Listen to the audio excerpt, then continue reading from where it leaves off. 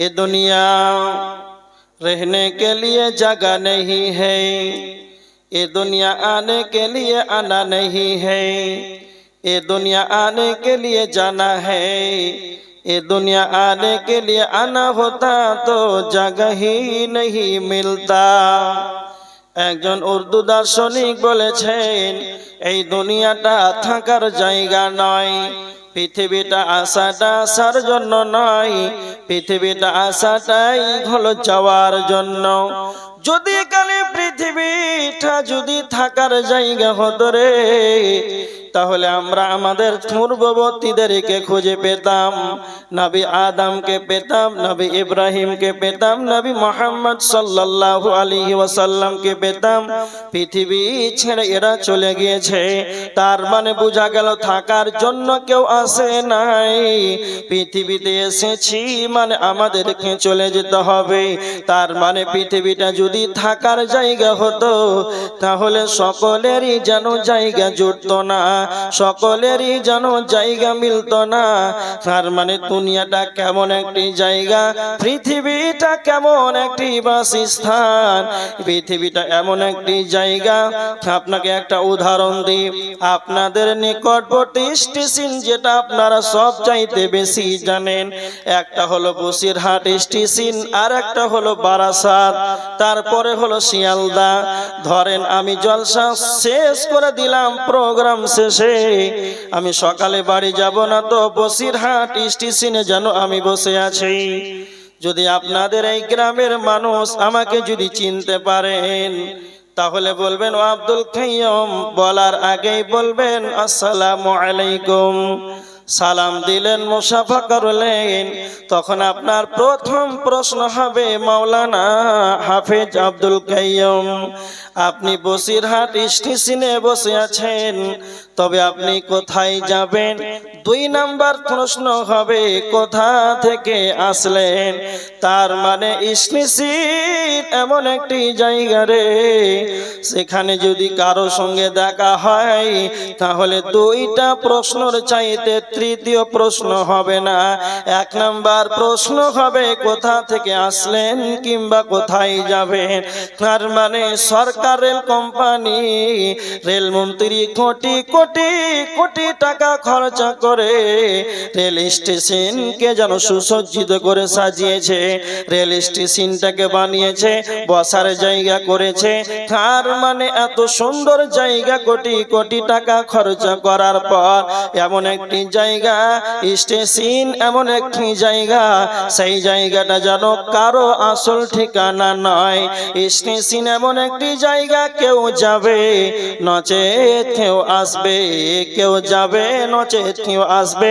এইরকম ভাবে স্টেশন হলো যাওয়া আসার পালা, অনুরূপ স্টেশন রেলওয়ে স্টেশনের মতো এই পৃথিবীটা আসবে আর যাবে, আসবে আর যাবে। এই জন্য একজন কবি বলেছেন, যাওয়া আর আসা, আসা আর যাওয়া, যাওয়া আর আসা, দুনিয়ার নীতি শোনো গো বন্ধুগণ, আজ আমি গেলে কাল তুমি যাবে, নিষ্ঠার নাই কোনো খোঁজ। তার মানে আসা যাওয়ার পালা, কেউ আসবে আর কেউ যাবে, এরই নাম হলো দুনিয়া। এবার দেখেন, দুনিয়া থাকার জায়গা নয়। যেই দিন দুনিয়ার সময় সীমা চলে আসবে, যেই দিন দুনিয়ার নির্ধারিত সময় যখন সমাপনী হয়ে যাবে, দুনিয়াও যেন থাকবে না। আমার আল্লাহ বলেছেন সূরা রহমানের 26 নম্বর আয়াত, আল্লাহ বলেছেন কুল্লু মান আলাইহা ফান, সমস্ত কিছুই হলো ধ্বংসশীল, সমস্ত কিছুই ধ্বংস হয়ে যাবে, শুধুমাত্র তিনি থাকবেন। ওয়া ইয়াবকা ওয়াজহু রাব্বিকা যুল জালালি ওয়াল ইকরাম, আল্লাহ সুবহানাহু ওয়া তাআলা তিনি একাই থাকবেন, একাই থাকবেন। আল্লাহ ব্যতীত সারা পৃথিবী সমস্ত কিছুই যেন ধ্বংস হয়ে যাবে। পৃথিবী আমাদের আসল ঠিকানা নয়, পৃথিবী আমাদের আসল ঠিকানা নয়। মরণ একদিন মুছে দিবে হায় সকল রঙিন পরিচয়।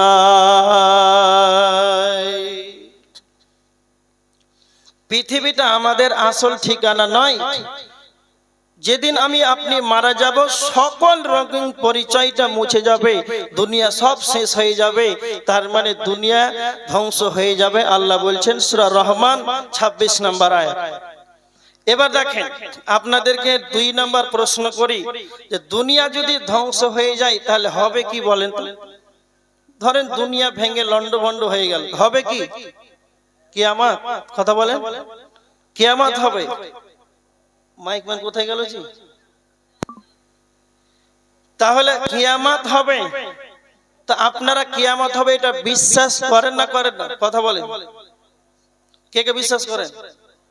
সবাই বিশ্বাস করেন। আচ্ছা বলেন তো কত সালে কিয়ামত হবে জানেন না? এতদিন থেকে আল্লাহই জানে না। তাহলে বৈজ্ঞানিকরা যে বলছে 2024, খাড়ে বলছে 2028, কিছুদিন আগে বলছিল 2022, 2016, কতবার যে ডেট দিল, হচ্ছে হয় না। তার মানে কি বুঝতে পারলেন? কারো মতটা ঠিক নাই। আচ্ছা কিয়ামত কখন হবে আল্লাহ নবী জানতেন? জানতেন না। ভালো করে কথাটা বুঝেন। তার মানে কিয়ামত হবে দুনিয়া ধ্বংস হয়ে গেলে, কত হবে, কত খ্রিস্টাব্দে, কত তারিখে, কারো জানা নাই। এবার দেখেন, মক্কাবাসীরা নবীজির কাছে এসে নবীজিকে প্রশ্ন করতেন। আল্লাহর নবী সূরা আরাফের 187 নম্বর আয়াত, ইয়াসআলুনাকা আনিস সাআতি আইয়ানা মুরসাহা। আল্লাহর নবী আপনি বলেন কিয়ামত কখন হবে? তার মানে নবীজিকে প্রশ্ন করা হচ্ছে কিয়ামত কখন হবে। তো আল্লাহর নবীও তো জানেন না কিয়ামত কখন হবে। একটা কথা খুব ভালো করে শুনে নেন। তখন আল্লাহর নবী বলেছিলেন তিরমিজি শরীফের হাদিস, তোমরা যেমন আমাকে প্রশ্ন করো কিয়ামত কখন হবে, তার মানে তোমরা জানো না যে কিয়ামত কখন হবে। যেমন তোমরা জানো না কিয়ামত কখন হবে, তোমরা যাকে প্রশ্ন করো সেও জানে না কিয়ামত কখন হবে। তার মানে মক্কাবাসীরা নবীজিকে প্রশ্ন করেছেন, জিজ্ঞাসা করেছেন। তার মানে মক্কাবাসীরা যেমন জানেন না কিয়ামত কখন হবে, তো আল্লাহর নবীও তিনি জানতেন না। সঙ্গে সঙ্গে কোরআনের আয়াত অবতীর্ণ হয়ে গেল। আল্লাহ বলেন, হে নবী কুল ইন্নামা ইলমুহা ইনদা রাব্বি, আপনি বলে দেন, কুল হে নবী আপনি বলে দেন কিয়ামতের খবর স্বয়ং পালনকর্তার নিকটেই যেন, আল্লাহর নিকটে। কিয়ামত কখন হবে, কিয়ামত কখন হবে এটা সারা পৃথিবীর কেউ জানে না, এটা স্বয়ং আল্লাহর কাছেই যেন খবর রয়েছে। দ্বিতীয় নাম্বার পবিত্র কোরআন সূরা লুকমানের 34 নম্বর আয়াত, এখানে আমার আল্লাহ বলেছেন ইন্নাল্লাহা ইনদাহু ইলমুস সাআ, নিশ্চয় কিয়ামতের জ্ঞান স্বয়ং আল্লাহর কাছেই রয়েছে। তার মানে কিয়ামতের খবর আল্লাহর কাছেই রয়েছে, কিয়ামতের জ্ঞান এটাও আল্লাহর কাছে রয়েছে। 5টা কথা মনে রাখবেন, 5টি বস্তু পৃথিবীর কারো বলার ক্ষমতা নাই। 1 নাম্বার হলো কিয়ামত কখন হবে, এটা কারো বলার ক্ষমতা নাই। দ্বিতীয় নাম্বার হলো আগামীকাল কে কি উপার্জন করবে, এটাও কারো জানা নাই। তৃতীয় নাম্বার হলো বৃষ্টি কখন বর্ষণ হবে রে, এটাও কারো বলার ক্ষমতা নাই। চতুর্থ নাম্বার হলো মহিলাদের গর্ভাশয়, ছেলে না মেয়ে না ছেলে, এটাও কারো বলার ক্ষমতা নাই। 5 নাম্বার ওয়ামা তাদরি নাফসুম বিআইয়ি আরদিন তামুত, কে কোথায় কোন দেশে মরবে এটাও যেন কারো বলার ক্ষমতা নাই। তার মানে 5টা জিনিস পৃথিবীর কারো জানা নাই। কিয়ামত কখন হবে, কিয়ামত কখন হবে, আগামীকাল কখন কোথায় বৃষ্টি হবে, আগামীকাল কি উপার্জন করবে, মহিলাদের হেমে সন্তান ছেলে নামে, কাল কখন কোন দেশে কে কখন মরবে রে, এই 5টা বিষয়ে কারো জ্ঞান নাই। কিন্তু আমার আল্লাহ বলেছেন সূরা আনআম 59 নম্বর আয়াত, সূরা আনআমের 59 নম্বর আয়াত, আল্লাহ বলেছেন ওয়া ইনদাহু মাফাতিহুল গায়বি লা ইয়ালামুহা ইল্লাহু, ওয়াদের কথা স্বয়ং গায়বের খবর আল্লাহ ব্যতীত পৃথিবীর কেউ বলতে পারবে না। ওয়াদের চাবিকাঠি স্বয়ং আল্লাহর নিকটেই রয়েছে, এই ব্যাপারে কারো বলার ক্ষমতা নাই। তাহলে এখান থেকে বোঝা গেল কিয়ামত কত সালে হবে, কত সালে, কিছু বুঝতে পারলেন? তার মানে আল্লাহ রাসূল সাল্লাল্লাহু আলাইহি ওয়াসাল্লাম তিনিও জানতেন না, এটা কেউ বলতে পারবে না, কিয়ামত পর্যন্ত কেউ বলতে পারবে না কত সালে হবে, কোন তারিখে হবে, এটা কেউ বলতে পারবে না। কিন্তু কিয়ামত একদিন হবে নিশ্চিত, এটা আমাদেরকে বিশ্বাস রাখতে হবে। যদি কালে কিয়ামত হবে না অস্বীকার করেন যে কিয়ামত হবে না, তাহলে জাহান্নামে যেতে হবে। কেন? পবিত্র কোরআন সূরা মুদ্দাসসিরের আয়াত, জাহান্নামীরা যখন জাহান্নামে চলে যাবে তো জান্নাতীরা বলবে তোমরা কেন জাহান্নামে গেলে, তখন তারা 4 নাম্বার কারণ বলবে ওয়াকুন্না নুকাযযিবু বিয়াউমিদ্দিন, আমরা আখিরাতটাকে অস্বীকার করতাম, কিয়ামত হবে এটা আমরা বিশ্বাস করতাম না, এই কারণে তো জাহান্নাম। তার মানে যদি কালে বিশ্বাস না করেন যে কিয়ামত হয়, কি হবে না হবে এগুলো মাওলানারা বলছে, আমার আব্বাও শুনেছে, দাদাও শুনেছে, কখন থেকে আলোচনা চলছে কিয়ামত হবে কিয়ামত হবে, কোনো খবরই তো নাই, সব মিথ্যা। এরকম মানুষের কুধারণা থাকলে জাহান্নামে যেতে হবে। এবার দেখেন, তাহলে দুনিয়া ধ্বংস হয়ে গেলে কিয়ামত হবে, কত তারিখে হবে কত সালে হবে এটা জানা নাই। তাহলে এবার দেখেন কিয়ামত কত সালে হবে এটা কারো জানা নাই, কিয়ামত কবে হবে এটা যেমন কারো জানা নাই। কিন্তু বিশ্বনবী নবী মুহাম্মদুর রাসূলুল্লাহ সাল্লাল্লাহু আলাইহি ওয়াসাল্লাম কিয়ামতের নিদর্শনগুলো বর্ণনা করেছেন।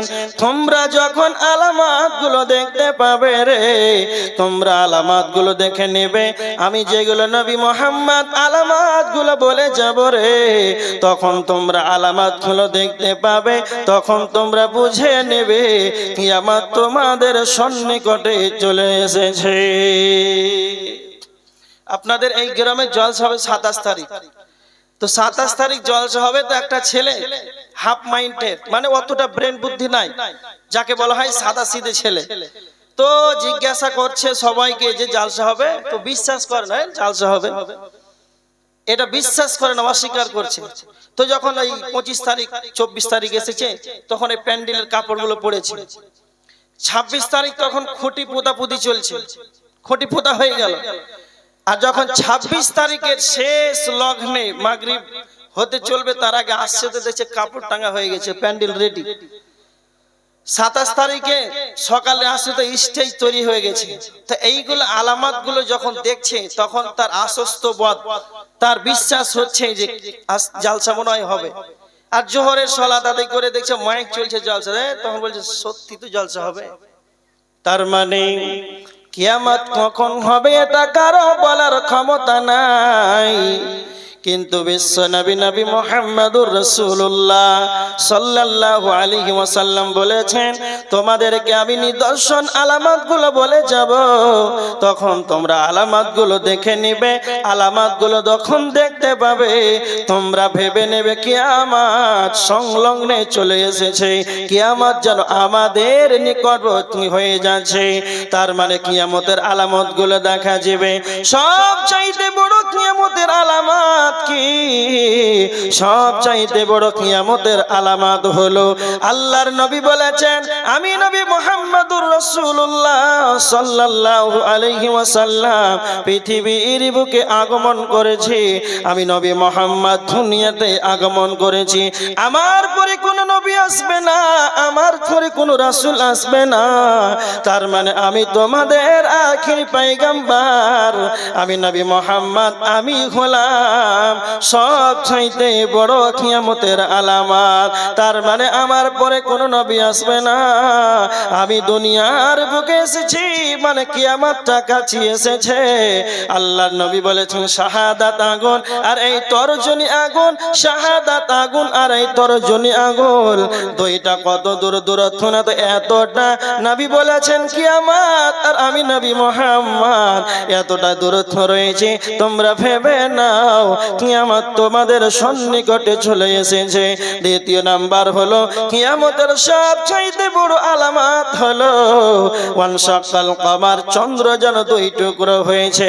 মক্কাবাসীরা যেদিন আল্লাহর নবী যখন 40 বছরে নবুয়তি পেলেন, তাওহীদের একাত্মবাদের যখন দাওয়াত দিতেন কাফেরদেরকে, যখন মক্কাবাসীরাকে দাওয়াত দিতেন তখন নবুয়ত পেয়েছিলেন, তখন মক্কাবাসীরা নবীজিকে নবী বলে মানতেন না। তখন মক্কাবাসীরা বলতেন, হে নবী মুহাম্মদ, আপনি যদি নিজেকে নবী বলে দাবি করেন তাহলে চন্দ্রটাকে দুই টুকরো করে দেখিয়ে দেন। আল্লাহর নবী আল্লাহর কাছে দোয়া করলেন, আল্লাহ তার দোয়াকে মঞ্জুর করলেন। তার চন্দ্রটা তার ইশারায় যেন দুই টুকরো হয়ে গেল। তার মানে সূর্য চন্দ্র যেদিন দুই টুকরো হয়ে গিয়েছে, এই চন্দ্র দুই টুকরো হওয়া মানে এটা হলো কিয়ামতের বড় আলামত। তার মানে চন্দ্র দুই টুকরো হয়েছে, আল্লাহ নবী পৃথিবীতে আগমন করেছেন, তার মানে কিয়ামত সন্নিকটে এসেছে, কাছে এসেছে। আর কি দেখতে পাবে? তিরমিজি শরীফের 2205 নম্বর হাদিস, আল্লাহর নবী বলেছেন, যখন তোমরা 5টি আলামত দেখতে পাবে তখন তোমরা ভেবে নাও আমাদের কিয়ামত যেন আমাদের সন্নিকটে চলে এসেছে। 1 নাম্বার হলো আইয়ুরফাআল ইলম ওয়া ইয়াযহারাল জাহাল, শিক্ষা উঠে যাবে আর মূর্খতার হার যেন বেড়ে যাবে। শিক্ষা উঠে যাবে, মূর্খতা বর্ষণ হবে, শিক্ষা উঠে যাবে আর মূর্খতার সংখ্যা বেড়ে যাবে। পৃথিবীর বুকে বর্তমান আমাদের পশ্চিম বাংলার কথা বলছি, আপনারা যারা 50-60 বছরের ঊর্ধ্বে যারা আছেন, আপনারা বলেন তো 50 বছর আগে যত স্কুল, কলেজ, ভার্সিটি, কোচিং আর মিশন আর এত কলেজ, এত হাই স্কুল, এত জুনিয়র, এত প্রাইমারি, এত আপার লেভেলের এত স্কুল ছিল? এখন যত আছে আগে ছিল? এখন রাস্তা থেকে বের হয়ে যান, সকাল 10টার সময় স্কুল যাচ্ছে, ছাত্রদের ভিড়ে পা ফেলার জায়গা নাই, সাইকেল চালা যাচ্ছে না। আসর সময় যদি 3টার সময় বাড়ি ফিরেন কোথা থেকে, হাই স্কুল যখন ছুটি হয়, এতটা স্কুলের ছাত্র মনে হচ্ছে সুবহানাল্লাহ। আমাদের মালদার পার্শ্ববর্তী একটা জেলা মুর্শিদাবাদ, একটা হাই স্কুল আছে ভবানীপুর হাই স্কুল। তো একটা মাস্টারের সঙ্গে দেখা হলো, তো উনি বলছেন আমাদের স্কুলে, হাই স্কুলে এত ছাত্র, কত না তো 12,000, কত 12,000 ছাত্র একটা হাই স্কুলে। তাহলে আমরা অন্তত মনে মনে ভাবছি যে শিক্ষিত বাড়ছে, বাড়ছে না বাড়ে না? বাড়ছে। তা আল্লাহ রাসূল বলেছেন ওয়ায়াযহারাল জাহাল, মূর্খতা বর্ষণ হবে, মূর্খ বাড়বে। তো এবার আপনি নেন, আল্লাহ রাসূল সাল্লাল্লাহু আলাইহি সাল্লাম বলেছেন যে মূর্খতা বর্ষণ হবে আর আমরা দেখছি শিক্ষিত বাড়ছে। তাহলে এমন একটা বাড়ি নাই, এমন একটা পারিবারিক সংসারে এমন একটা ছেলে নাই, তার মেয়ে নাই, মাধ্যমিক, উচ্চ মাধ্যমিক, বিএ পাস, এমএ পাস ছেলে আছে না নাই? আছে। প্রত্যেকটা বাড়িতে যান, উচ্চ মাধ্যমিক, এমএ, বিএ কমপ্লিট, এসএসসি তে বসার ক্ষমতা আছে। তাহলে শিক্ষিত বাড়ছে, আল্লাহ নবী বলছেন কমবে। তা আল্লাহ রাসূল মিথ্যা কথা বলেছেন? হ্যাঁ না বলেন? মিথ্যা কথা বলেছেন? এবার দেখেন, মিথ্যা কথা বলেন নাই। কেমন শিক্ষা? এমন শিক্ষা, যেই শিক্ষা নিজেকে দাঁড়িয়ে দাঁড়িয়ে পেশাব করতে বাধ্য করে, এই শিক্ষাটা শিক্ষা? এমন শিক্ষা পিতামাতা মারা যাওয়ার পর, পিতামাতা মারা গেল, তার জন্য রব্বির হামহুমা কামা রব্বায়ানি সাগীরা বলে দোয়া করবে, এই দোয়াটাও জানে না। পাছাই মেরে চামড়া তুলে দেন আর বলেন রব্বির হামহুমা কামা রব্বায়ানি সাগীরা বলেন, আর মুখ দিয়ে বের হবে না, মুখ দিয়ে বের হবে না, জীবনে বলেনি। তো এইটা শিক্ষা। এই জন্য বলে থাকি সবচাইতে বড় যেটা কথা হলো, নিজেকে এমন শিক্ষা গ্রহণ করলো, এমন শিক্ষা অর্জন করলো, সেই শিক্ষাতে নিজেকে জাহান্নাম থেকে বাঁচাতে পারলো না। এমন শিক্ষা গ্রহণ করলো যেই শিক্ষা নিজেকে জাহান্নাম থেকে পরিত্রাণ পেল না। এমন শিক্ষাই হচ্ছে জাহেলি শিক্ষা। এই শিক্ষাকেই নবীজি নাকাজ করেছেন, এই শিক্ষাকেই বলেছেন কিয়ামতের আলামত। এমন শিক্ষা গ্রহণ করবে, এদের এসএসসিতে ডিগ্রি থাকবে, বসার ক্ষমতা থাকবে চাকরির পরীক্ষায়, কিন্তু এই শিক্ষা হচ্ছে জাহেল। এরা এই শিক্ষা অর্জন করে আবার ড্যান্স করবে। আচ্ছা আপনাকে একটা কথা বলি, জাহেল যদি না হবে, মূর্খই যদি না হবে, তাহলে বর্তমান সময়ে যারা মিশন খুলছে, যারাই বর্তমান সময়ে মিশন খুলছে আর ছেলেদেরকে স্টেজে নিয়ে গিয়ে ড্যান্স করাচ্ছে, আপনাদের কলকাতা বারাসাত 24 পরগনায় নাই? আচ্ছা, মিশন খুলেছে আর ছাত্রকে নিয়ে যায় পিকনিকে। মিশন খোলার পর ছাত্রকে নিয়ে যায় 14ই ফেব্রুয়ারি। তাহলে এই জাতি যদি মূর্খ না হয়, তাহলে শিক্ষিত কাকে বলা হবে? যেই ব্যক্তি মিশন শিক্ষা অর্জন করে মিশন খুললো, চাকরিতে পেল না, ওর মতন হারামখোর মিশন খুলে যদি ড্যান্স করাবে মঞ্চে, তো ও আবার চাকরি কিসের পাবে? ওই জন্য তো চাকরি হচ্ছে না। ওর জন্য আল্লাহর গজব এটাই, মিশন খুল আর 3000 টাকা মাসলে আর ড্যান্স করে বেড়া, এটা আল্লাহর গজব। তার মানে যেই জাতি বর্তমান যে ড্যান্স শুরু করেছে, এখন বর্তমান কিছু কিছু মানুষ আছে মিশন খোলার পর বাস ভাড়া করে প্রত্যেকটা স্কুলের ছাত্রকে, প্রত্যেকটা স্কুলের ম্যাডামকে, নিজের স্ত্রীকে পর্যন্ত নিয়ে যাচ্ছে, একবার সুন্দর করে ফেসবুকে পোস্টিং করছে, এটা আমার স্কুলের ম্যাডাম, আমি সহ ছাত্র সহ, আপনারা লাইক কমেন্ট শেয়ার করুন। বাপরে বাপ, এই জাতি যদি মূর্খ না হবে তো কি হবে? এটাই আল্লাহ রাসূল বলেছেন, এমন একটা জামানা আসবে, সেই সময় যেন মানুষ শিক্ষিত কমে যাবে আর মূর্খতার হার বেড়ে যাবে। ইউরফাল ইলমু ইয়াযহারাল জাহাল ওয়া ইয়াফশুজ জিনা। তৃতীয় নম্বর হলো আল্লাহর নবী বলেছেন, তোমরা দেখতে পাবে কিয়ামতের আলামত, জিনার সংখ্যা বেড়ে যাবে, জিনার হার যেন বেড়ে যাবে, জিনার সংখ্যা বেড়ে যাবে। তার মানে আপনি যখন বাড়ি থেকে বেরিয়ে যাবেন, আপনি রাস্তাতে যাবেন, টোটোতে যাবেন, বাসে যাবেন, ট্রেনে যাবেন, প্লেনে যাবেন, সব জায়গাতেই যেন বেহায়া মহিলা আর বেপরদার মহিলার কারণে পুরুষদের জেনা বেশি হবে। এখান থেকে আপনি বারাসাত, বসিরহাট হয়ে শিয়ালদা নামবেন, তো বেপরদা মহিলা ছাড়া পর্দাশীল মহিলার যেন অভাব। আর এই কারণে আজকে পুরুষের জেনার সংখ্যা যেন বাড়তে আরম্ভ করেছে। এটাই নবীজি বলেছেন, এমন একটা যুগ আসবে রে, জেনার হার বেড়ে যাবে। কিয়ামতের আলামত হবে, গাভীর সঙ্গে যেমন পশু, যেমন গাভীর সঙ্গে যেমন একটা গাভী ষাঁড়ের সঙ্গে মিলামিশা করে, গাভীর সঙ্গে যেমন ষাঁড় মিলামিশা করে, তার পাশ দিয়ে যদি আমি আব্দুল কাইয়ুম প্রধান বক্তা যাই, আপনাদের এই জলসা সভাপতি যাই, আপনাদের এই বসিরহাটের যদি এমপি যায়, আপনাদের হাই স্কুলে যদি মাস্টার যায়, আপনাদের ঈদগাহার যদি ইমাম যায়, আপনাদের মসজিদের যদি ইমাম সাহেব যায়, আর একটা গাভী যদি ষাঁড়ের সঙ্গে মিলামিশা করে, তাহলে তাকে লজ্জা লাগবে না? তার হায়া লাগবে না? কেন? তার মানবতা নাই, তার মানবতা নাই, তার পশুর সে পশু, তার মানুষের মতন তার হুঁশ বিবেক জ্ঞান তার কিছুই নাই। এই কারণে তাকে লজ্জা লাগবে না? আল্লাহর নবী বলেছেন, কিয়ামতের পূর্বে রে মানুষ যেন পশুদের মতন হয়ে যাবে। খোলামেলা যেমন ষাঁড় যেমন গাভীর সঙ্গে মিলামিশা করে, এদেরকে যেমন লজ্জা লাগে না, অনুরূপ এমন একটা যুগ আসবে রে, ছেলে মেয়ে, মেয়ে ছেলে, যেন ত্রিপাহাড়ে সূর্যের আলোতে যেন সূর্যের দিবালোকে যেন মানুষ যেন চেনা করবে।